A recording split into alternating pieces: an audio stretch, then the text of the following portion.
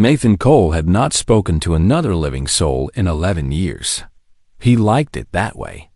The silence was his friend. The empty frozen plains of Kepler 7b stretched in every direction around his small dome. And that was exactly what he wanted. No voices, no orders. No screaming. Just the quiet hum of his life support systems and the wind, howling against the reinforced walls. He was 63 years old now. His hair had turned gray long ago. His hands shook sometimes when he tried to hold things steady. His knees hurt when he climbed the ladder to check the solar panels. But he was alive, and he was alone, and that was enough. The dome was not large. It had 3 rooms. A sleeping area with a simple bed and a locker for his clothes. A main room with his kitchen, his workbench, and a single chair facing the window.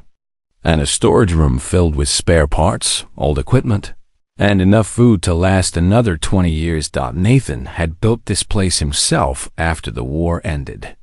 He had taken his pension, bought the cheapest plot of land on the most distant moon he could find, and disappeared.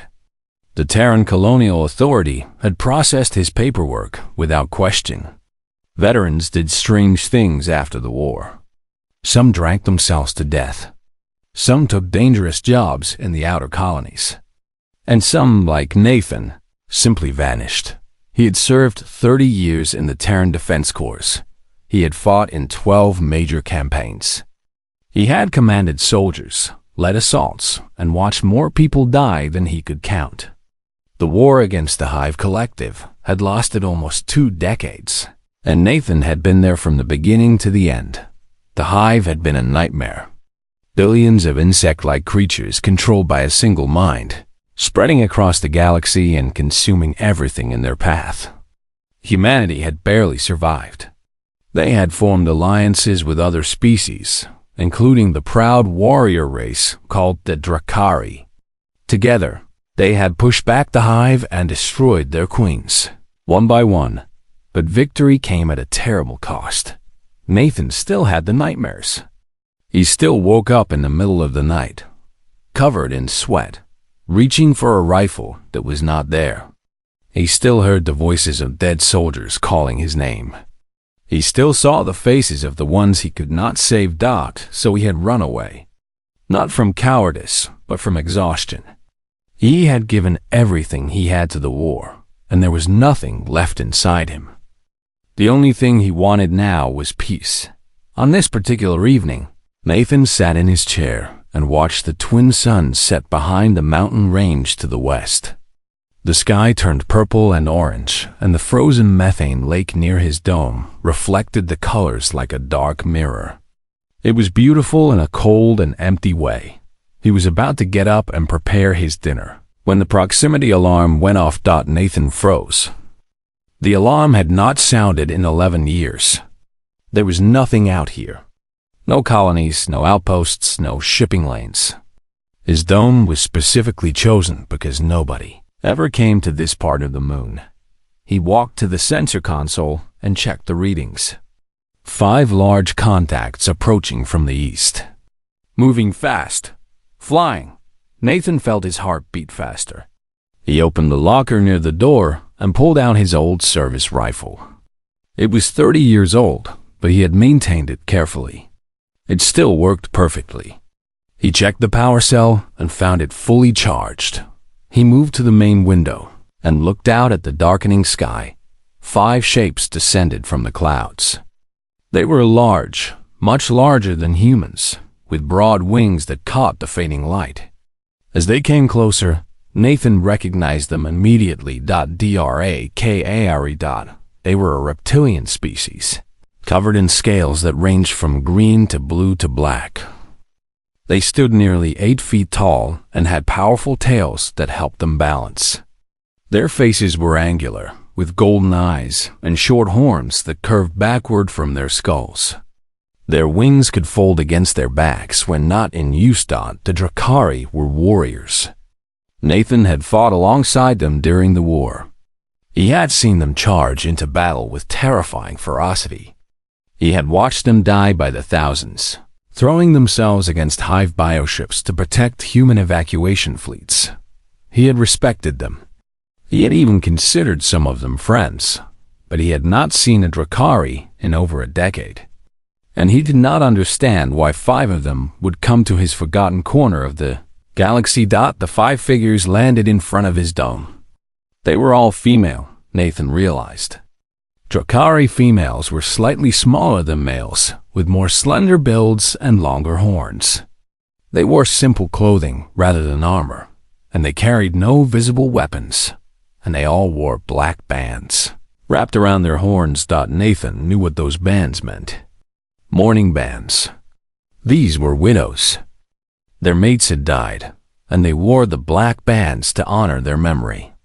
The largest of the 5, a female with deep green scales, stepped forward and pressed her clawed hand against the external panel near the airlock. Her voice came through the speaker, speaking Terran Standard with a heavy accent. Human veteran. We request sanctuary. Our clan has cast us out. We have nowhere else to go. Nathan stared at them through the window. His finger rested near the trigger of his rifle, but he did not raise it. Cast out. He knew that Drakari clans could be harsh in their judgments. Widows were sometimes blamed for the deaths of their mates, especially if the males had died in what the clan considered dishonorable circumstances. It was a cruel tradition, but the Drakari were proud and stubborn about their ancient laws. The green-scaled female spoke again. We have traveled far. We have been refused by 3 colonies. We did not ask for comfort, only shelter. We will work. We will not be a burden. Nathan looked at the 5 figures standing in the cold wind. They looked exhausted. Their scales were dull, a sign of poor health and nutrition. One of the smaller ones was shaking, and he could not tell if it was from cold or fear. Every instinct told him to refuse. He had built this place to be alone. He had spent 11 years creating a perfect bubble of silence where the memories could not reach him. Opening that airlock would shatter everything he had worked for. But then he thought about the war. He thought about the Drakari soldiers who had fought and died beside him. He thought about the male who had carried him 3 miles through enemy territory after he took a plasma bolt to the leg. He thought about the funeral songs they sang for fallen humans, treating them with the same honor as their own warriors. He owed them. Not these specific females, but their species. Their people had bled for humanity. They had sacrificed entire generations so that Earth could survive. Nathan lowered his rifle. He walked to the airlock and pressed the release. The door hissed open and cold air rushed in. Come inside, he said. Quickly, before you freeze. The 5 widows looked at him with wide golden eyes. The green-scaled female bowed her head in what Nathan recognized as a gesture of deep gratitude. Thank you, human. You honor us. Nathan said nothing. He simply stepped aside and let them enter. As the last one passed through the airlock. A small female with pale blue scales who could not stop trembling. Nathan wondered what he had just done. 11 years of silence. Broken in a single moment, he closed the airlock and sealed it tight. The 5 Drakari widows stood in his main room, looking around at his simple home with expressions of relief and uncertainty. Nathan set down his rifle and looked at them. There are rules, he said. We will discuss them in the morning. For now, get warm. There is food in the kitchen. Do not touch my workbench. The green-scaled female nodded. We understand. We will obey your rules. Nathan walked toward his sleeping area. At the doorway, he paused and looked back at them. My name is Nathan Cole, he said. Welcome to Kepler 7b. Then he closed the door and left them alone. He did not sleep that night. He lay in his bed and stared at the ceiling, listening to the quiet sounds of 5 strangers moving around in his home. He heard them speaking softly in their own language, heard the clink of dishes as they found his food supplies. heard the gentle rumble of a Drakari laugh. He had not heard laughter in 11 years. Nathan closed his eyes and tried to ignore the strange feeling growing in his chest. It felt like fear. It felt like hope. He did not know which one scared him more. The first morning was awkward. Nathan woke up at his usual time, just before the twin suns rose over the mountains. He opened his bedroom door and found all 5 Drakari widows already awake, sitting together in a tight circle on the floor of his main room.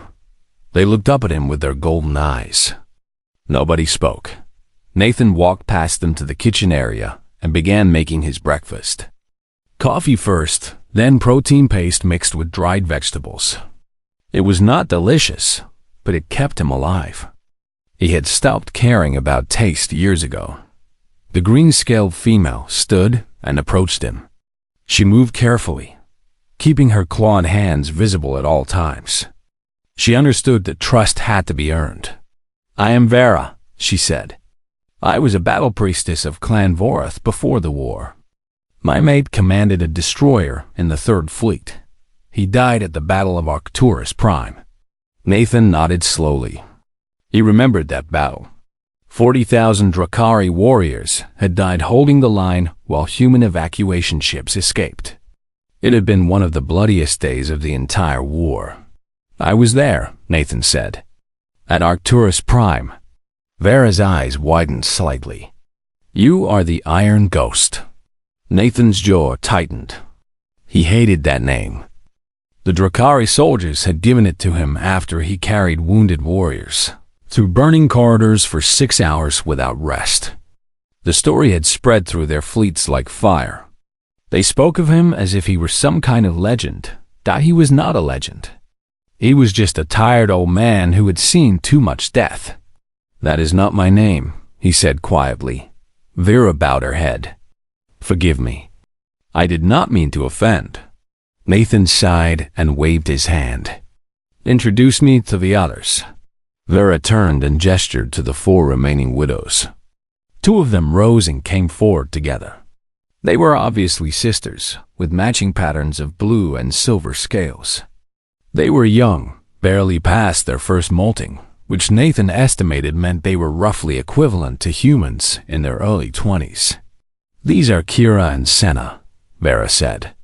"They lost their mates in the same ambush. An attack on a supply convoy near the Vega system." The sisters bowed their heads in unison. Kira, the taller one, spoke first. "We are grateful for your kindness, Nathan Cole." Senna, slightly smaller with brighter silver markings, nodded quickly. "Very grateful. We will work hard." Nathan studied them. Despite their loss, there was still a spark of life in their eyes. They were young enough to heal, if given the chance. The 4th widow approached next. She was different from the others. Her scales were dark gray, almost black, and deep scars ran across her face and neck. One of her wings was damaged, folded at an odd angle against her back. She moved with the careful precision of someone who had known great pain. "I am Torais," she said. Her voice was low and rough. "I do not speak much. I prefer to work with my hands." Nathan understood. Some wounds went deeper than words could reach. He had met many soldiers like her over the years. "I have a workshop," he said. "Plenty of things that need fixing." Torres nodded once, and something that might have been gratitude flickered across her scarred face. The last widow had not moved from her spot on the floor. She was the smallest of the 5, with pale blue scales that seemed almost white in sunlight. She was shaking again, and her eyes darted nervously around the room. Vera's expression softened. "That is Lissa. She is young. She has not yet learned how to carry her grief." Lissa looked up at Nathan with wide, frightened eyes. She reminded him of the new recruits he used to train, the ones who had not yet learned what war truly meant. Except her fear was different. It was the fear of someone who had already seen the worst and could not forget it. Nathan did not approach her. He simply nodded in her direction and returned to his breakfast. Over the next few weeks, Nathan established a routine for his new guests. He expanded the living quarters using spare habitat modules he had stored in case of emergency. Each widow received her own small sleeping area, separated by thin walls that offered at least some privacy. He set 3 rules. First, they would share all resources equally. Food, water, and power would be divided fairly, and everyone would contribute to gathering more. Second, they would respect each other's privacy. If someone wanted to be alone, the others would leave them alone. Third, they would not speak of the war unless someone chose to do so willingly. The first 2 rules were easy. The third was harder. Drakare culture was different from human culture in many ways. They valued community above all else. They ate together, slept near each other, and spent their days in constant physical contact. Touching was how they showed affection and built trust. Nathan's cold isolation confused them deeply. He ate alone. He worked alone. He spent hours sitting by the window, staring at nothing, refusing to join their conversations. When they tried to include him, he would simply shake his head and walk away. Kira and Senna were the first to grow frustrated. One evening, after Nathan had refused their invitation to share dinner for the 5th time in a row, Kira cornered him near his workbench. "Why do you reject us?" She demanded. "We have done nothing wrong. We follow your rules. We work hard. But you treat us like strangers." Nathan set down the component he had been repairing. "You are strangers." "We do not have to be," Kira said. "We could be friends. We could be family. That is what clans do. They support each other." "I am not Drakari," Nathan said. "I do not have a clan." Kira's scales flushed with frustration, but before she could respond, Vera appeared and placed a firm hand on her shoulder. "Enough," Vera said. "Return to your sister." Kira glared at Nathan for a moment longer, then turned and left. Vera remained. She waited until Kira was gone, then sat on a crate near Nathan's workbench. She did not speak immediately. She simply sat with him in the dim light of the workshop, breathing slowly and steadily. Minutes passed. Finally, Vera spoke. "You saved many Drakari lives during the siege of Arcturus Prime. The stories say you carried wounded soldiers through burning corridors for 6 hours without rest. They say you refused to leave anyone behind, even when the flames reached your own flesh." Nathan said nothing. "Why do you hide from us now?" Vera asked quietly. "Why do you push away those who wish only to honor you?" Nathan was silent for a long time. When he finally spoke, his voice was barely above a whisper. "Because every face I see reminds me of the ones I could not save." Vera did not respond. She did not offer words of comfort or empty promises that the pain would fade. She simply sat beside him in the darkness, close enough that he could feel the warmth radiating from her scaled body. They stayed like that for hours, when the twin suns finally rose, painting the frozen landscape in shades of gold and purple. Nathan looked at Vera and saw something he had not expected. She was crying. Drakari tears were different from human tears. They were thick and golden, sliding slowly down her cheeks like drops of honey. She made no sound, but her grief was visible in every line of her body. "I could not save him," she whispered. "My mate, I was a battle priestess. I was supposed to protect him. But when the explosion came, I was too far away. I heard his voice on the communicator, calling my name, and then there was only silence." Nathan reached out and placed his hand on her arm. It was the first time he had willingly touched another living being in 11 years. "There is no shame in surviving," he said. "There is only pain.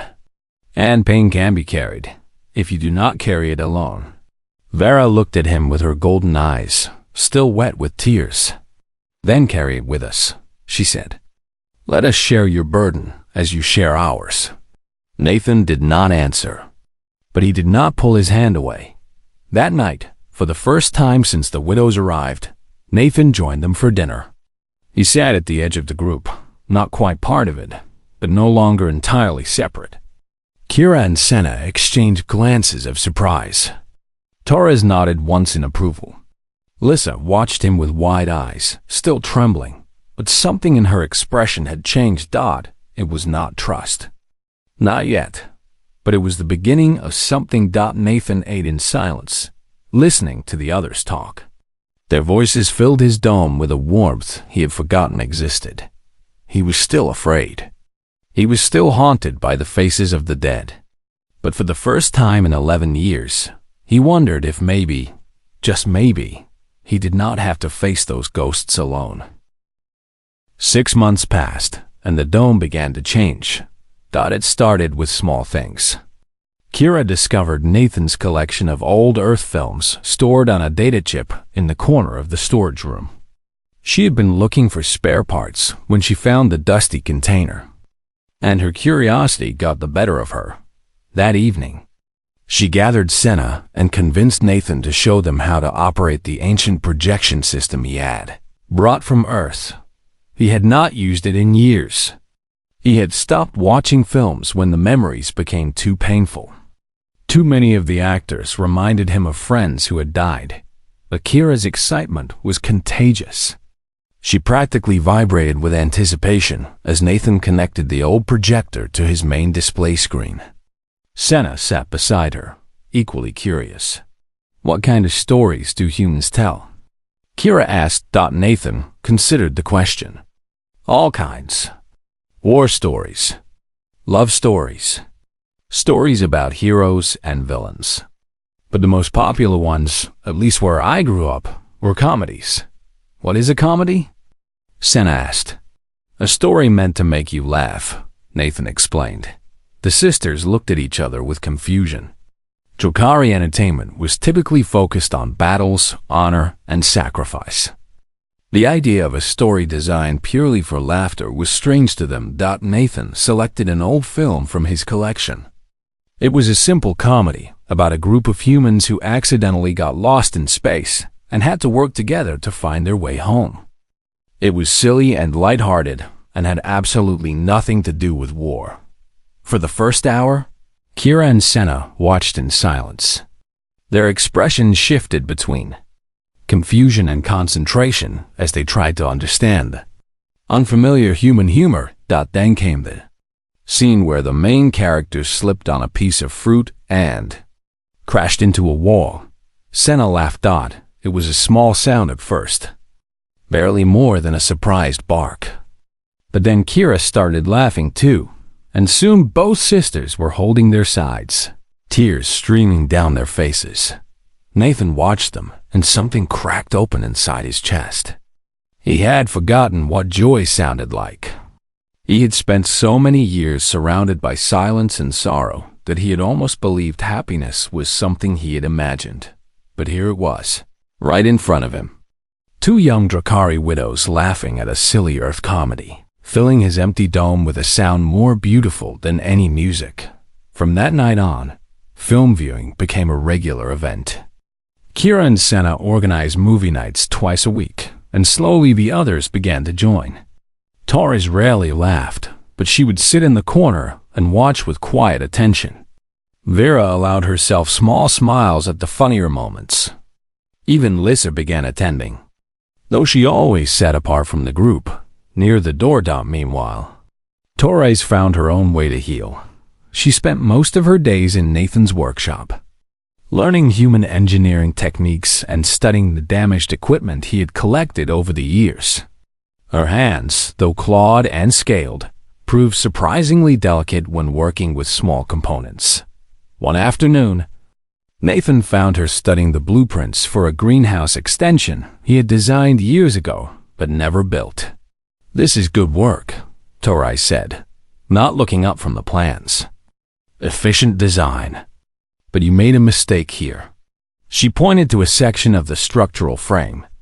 "These supports will not hold if the wind exceeds 50 kilometers per hour. The storms on this moon regularly exceed that." Nathan looked at the blueprints and realized she was right. He had made that design during his first year on Kepler 7b, before he fully understood the local weather patterns. "Can you fix it?" he asked. Tarai's nodded slowly. "Give me 3 days." It took her 2. She redesigned the entire support structure, reinforcing it with salvaged metal from a crashed probe Nathan had found years ago. When she was finished, the new design was stronger, lighter, and more efficient than anything Nathan could have created himself. They built the greenhouse together over the next month. It was hard work, requiring them to spend hours outside in the freezing wind, but neither of them complained. Torres worked with mechanical precision, her scarred hands moving with confidence and skill. When the greenhouse was complete, it tripled their food production capacity. Fresh vegetables, herbs, and even some earth flowers began growing in the warm, humid environment. The dome no longer smelled like recycled air and protein paste. It smelled like life. But the greatest change came from Lissa. She remained fearful for many months, jumping at loud noises and avoiding direct eye contact.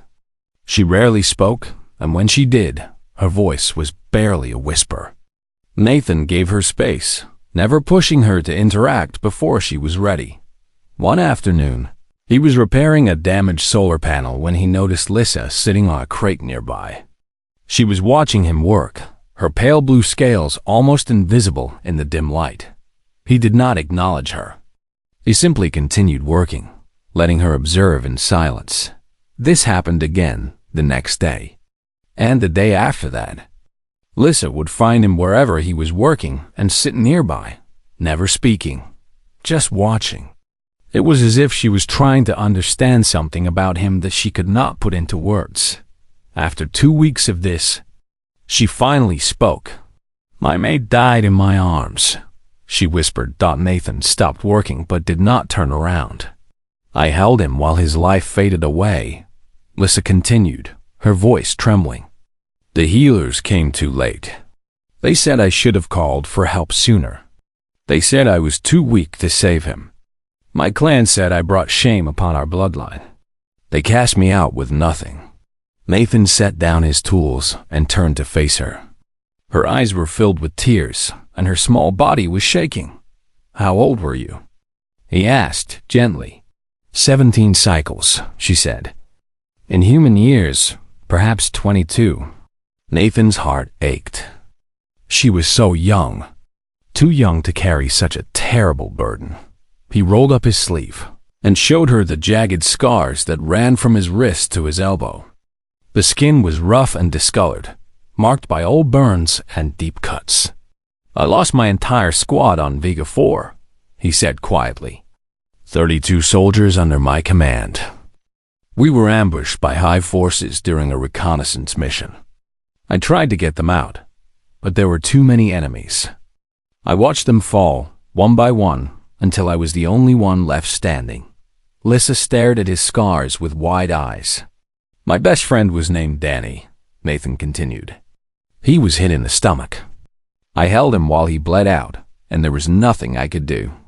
No healer could have reached us in time. I was too far behind enemy lines, too deep in hostile territory. I had to leave his body behind, just to survive." Nathan lowered his sleeve. "The people who called you weak do not understand what true strength is," he said. "Strength is not about saving everyone.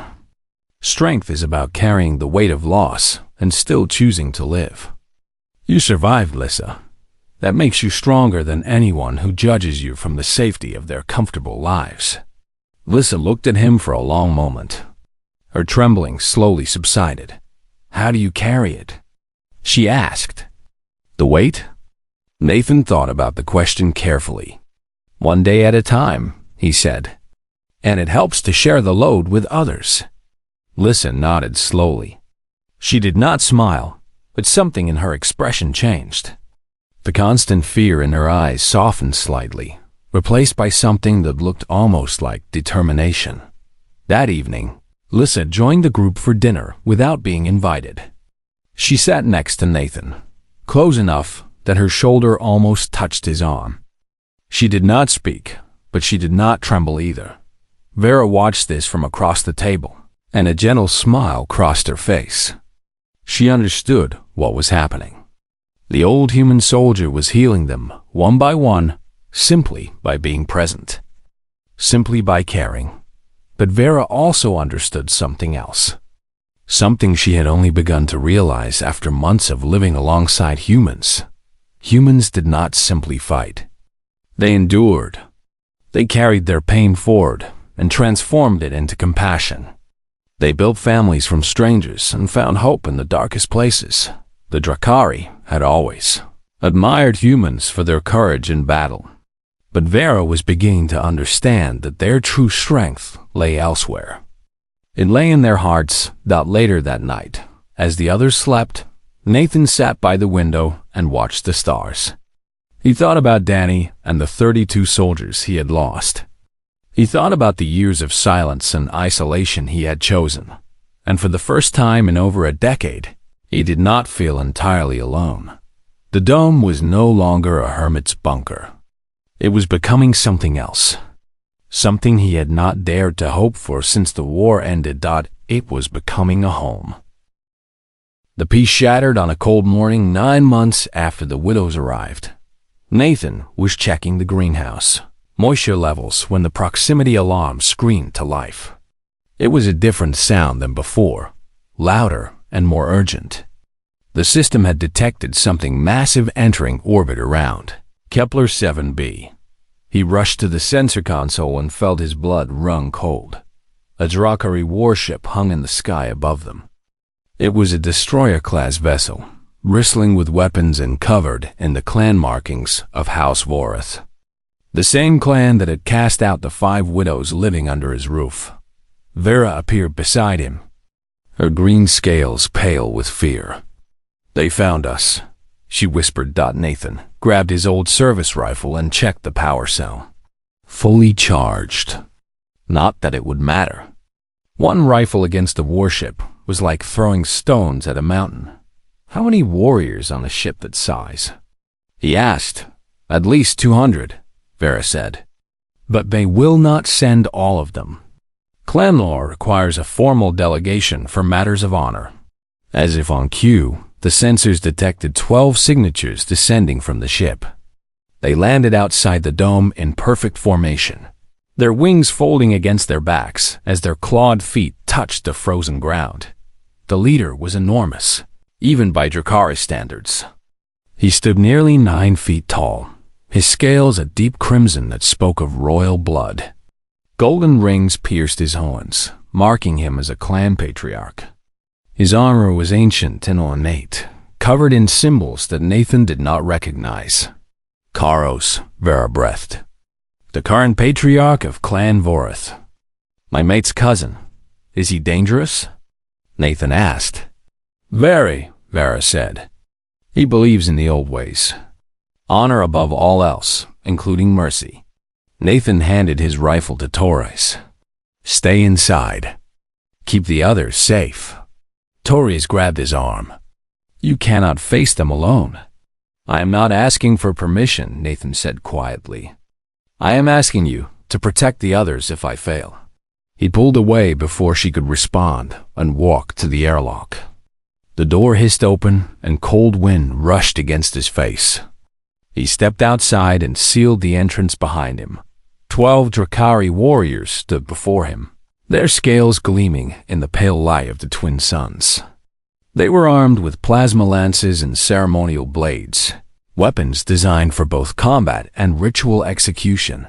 Karo stepped forward. His golden eyes studied Nathan with cold calculation. "Human," he rumbled. "You harbor fugitives from Clan Voreth. 5 females who fled sacred judgment. By ancient law, they are to be executed for cowardice. Stand aside, and we will not harm you." Nathan did not move. He was 63 years old, tired and broken, and armed with nothing but the clothes on his back.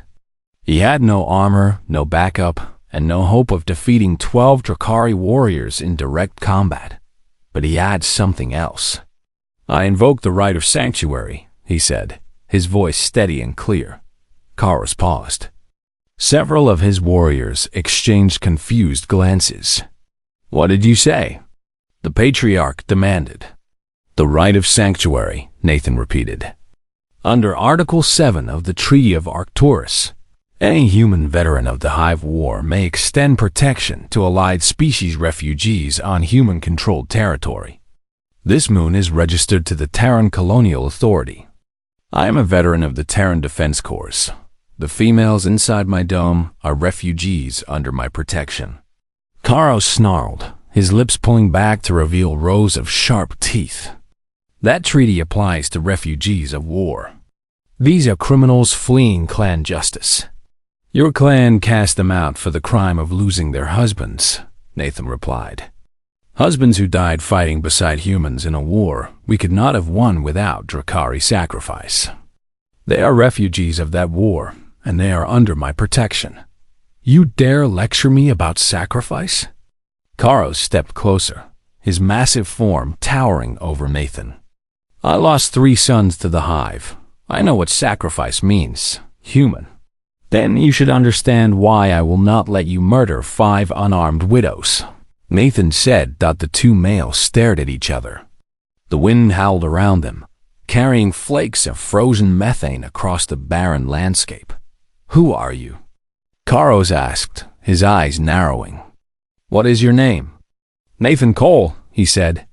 Formerly Master Sergeant, Terran Defense Corps, 3rd Division. One of the warriors behind Karos made a sound of surprise. He leaned forward and whispered something in the patriarch's ear. Karos's expression shifted, his anger giving way to something more complicated. The Iron Ghost, he said slowly. I have heard stories about you. Stories exaggerate, Nathan said. Perhaps. Karos tilted his head, studying Nathan with new interest. The stories say you held the line at Arcturus Prime when all other defenders had fallen.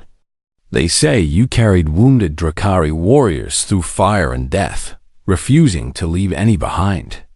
They say you buried our dead with honor when their own clans had abandoned their bodies on the battlefield. Nathan said nothing. Is it true? Karos pressed. Did you perform the death rites for fallen Drakari? I did what was right, Nathan said quietly. They deserve better than to rot in unmarked graves. Silence fell over the group. Even the wind seemed to fade. Karos turned to his warriors. Secure the perimeter. I will speak with this human alone. The warriors hesitated, clearly uncomfortable with leaving their patriarch unprotected. But they obeyed, spreading out in a wide circle around the dome. Karos approached Nathan until they stood only a few feet apart. Up close, the patriarch was even more imposing. His scales were marked with old scars, evidence of a lifetime of combat. You understand our ways, Karos said, his voice lower now. You know that clan law is sacred. These females fled judgment. If I allow them to escape, I show weakness. My enemies will use that weakness against me. Your enemies are not here, Nathan said. Only an old human soldier standing in the snow. You would die for them? Karos asked. 5 females you barely know? I would, Nathan said without hesitation. Karos studied him for a long moment. Why? Nathan thought about the question. He thought about Vera crying golden tears in the darkness. He thought about Kira and Senna laughing at silly Earth comedies. He thought about Taurus building the greenhouse with scarred hands. He thought about Lissa finally learning to trust. Because they are mine, he said simply. And humans protect what is theirs. Karos's eyes widened slightly. In Drakari culture, claiming someone as yours was a declaration of clan bonds. It was not a statement made lightly. You claim clan rights over Drakari females? He asked. I claim the right to protect anyone who seeks shelter in my home, Nathan said. If your law says that makes them mine, then so be it.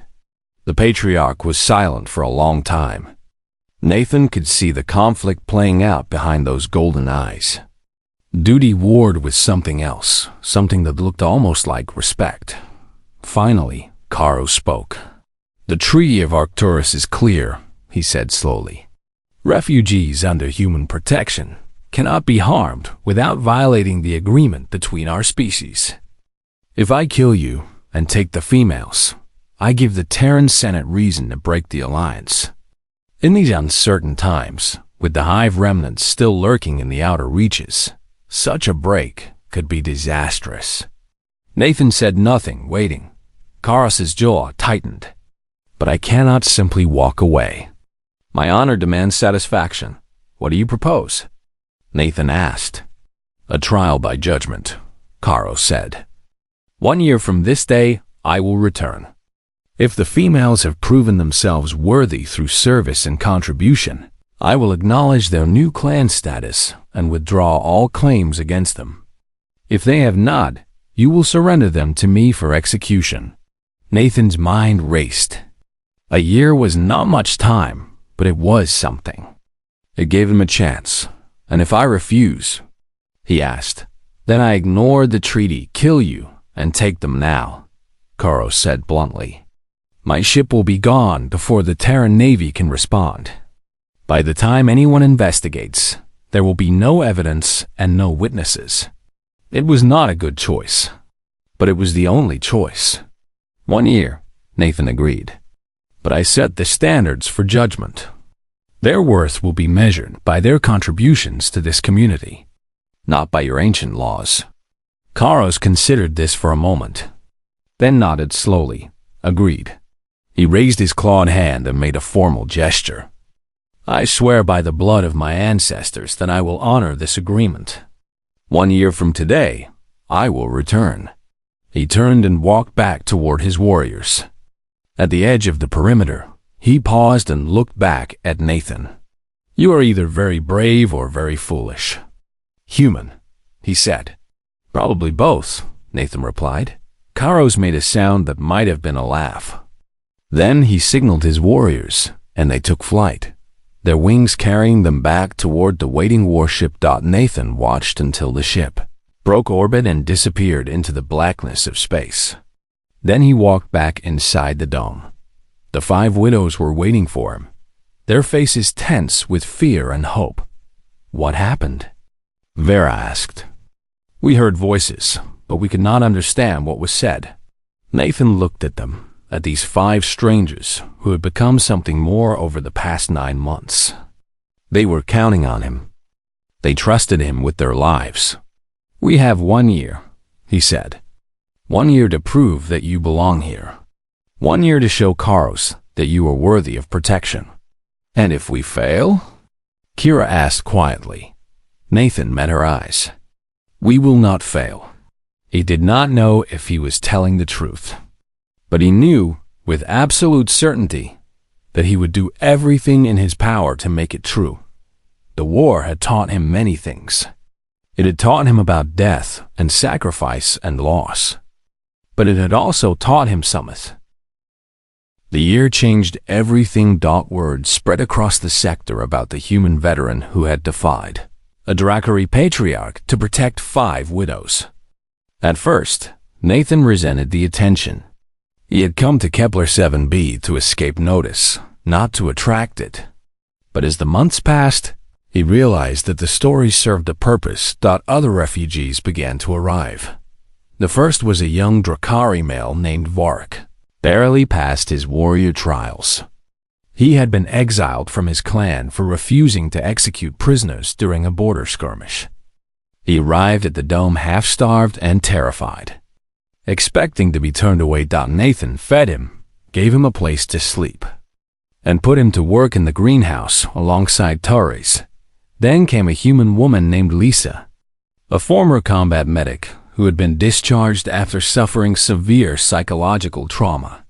She had spent years drifting between colonies, unable to hold down a job or maintain relationships. She had heard about the sanctuary on Kepler 7b and traveled for 3 months to reach it. Nathan welcomed her and assigned her to work with Lisa on organizing medical supplies. By the time 6 months had passed, The dome had grown into a small compound. 12 refugees now called it home, representing 4 different species. They came from different backgrounds and carried different wounds. But they all shared one thing in common. They had been cast out, and they had found a place to belong. The original 5 widows transformed along with the community. Vera became Nathan's trusted advisor and second in command. She had a gift for understanding different cultures and mediating disputes between refugees who spoke different languages and followed different customs. When Nathan was unsure how to handle a situation, Vera was always there with calm wisdom and practical advice. Kira and Senna established a communication network that connected their little sanctuary to sympathetic colonies across the sector. They spent hours each day sending and receiving messages, coordinating supply shipments, and sharing information about other refugees in need. Their energy and enthusiasm inspired everyone around them. Torres designed and built defensive systems that would make any aggressor think twice about attacking. Automated turrets, reinforced walls, and early warning sensors turned the compound into a fortress. She rarely spoke about her work, but everyone knew that her creations kept them safe. And Lissa, the frightened young widow who had once trembled at every loud noise, became something no one had expected. She became a teacher. Lisa, the medic, had recognized Lissa's natural talent for caring for others. Under her guidance, Lissa began training the younger refugees in survival skills, emergency medicine, and psychological first aid. She was patient and gentle, never raising her voice, always encouraging. The refugees adored her. They called her Little Mother, a title that made her pale blue scales flush with embarrassment. But she did not refuse it. She had finally found her purpose. Nathan watched his community grow with a mixture of pride and disbelief. 2 years ago, he had been a hermit living alone in a dome, waiting to die. Now he was something else entirely. He was not sure what to call it. Leader seemed too formal. Father seemed too presumptuous. But whatever he was, he had never felt more alive. The day before Karos was scheduled to return, Nathan gathered everyone in the main hall. They had built it 3 months ago, a large open space where the community could meet, share meals, and celebrate together. Tonight it was packed with every refugee who called the compound home. Tomorrow, the patriarch of Clan Vorath will return, Nathan said. He will judge whether the 5 widows who first came to me have proven themselves worthy. I want you all to know that no matter what he decides, nothing changes here. This is your home. You are my people, and I will protect you until my last breath. Vera stepped forward. Her green scales gleamed in the artificial light, and her golden eyes were steady. We have discussed this among ourselves, she said. All of us, not just the original 5. And we have come to a decision. Nathan raised an eyebrow. What decision? Vera glanced at the other widows, then turned back to Nathan. In Drakari tradition, a clan is not defined by blood. It is defined by those who choose to stand together. Those who share food, shelter, and protection. Those who fight for each other and grieve for each other and celebrate for each other. She placed her clawed hand over Nathan's scarred one. You have given us a home. Nathan Cole, you have given us purpose. By our laws, you are clan father now. Nathan stared at her, speechless. Kira and Senna stepped forward together, their scales bright with emotion. You are our clan father, they said in unison. Torres nodded once, her scarred face solemn. Clan father. Lissa approached last. She was no longer trembling. Her eyes were clear and calm as she took Nathan's other hand. Clan father, she said softly. We claim you, as you once claimed us. Nathan looked around the room at the faces watching him. Drakari, human, and others, all of them carrying wounds both visible and invisible. All of them finding a way forward together. His throat tightened. He had spent so many years convinced that he would die alone, that he deserved to die alone after failing so many people. But here, in this impossible place, surrounded by these impossible people, he understood something he had never understood before. He had not been waiting to die, but he had been waiting to live. "I accept," he said, his voice rough with emotion. "I accept all of you. You are my clan, my family." The room erupted in cheers. The next morning, Karos arrived with his delegation. He landed outside the compound and stood in the same spot where he had confronted Nathan 1 year ago. But this time, the situation was different. Instead of a single old human with a rifle, Karos faced a fortified compound with visible defensive systems and dozens of figures watching from the walls. Nathan walked out to meet him, but he was not alone. Vera stood at his right side. Torai stood at his left. Behind them came the other widows, and behind them came everyone else. The entire community stood together. Karos surveyed the scene with unreadable eyes. His warriors shifted nervously, clearly intimidated by the unexpected show of strength. "You have been busy, human," Karos said. "We have been surviving," Nathan replied. "That is what we do, I see." Karos looked past Nathan at the faces behind him. These females were cast out as failures, cowards who could not protect their mates.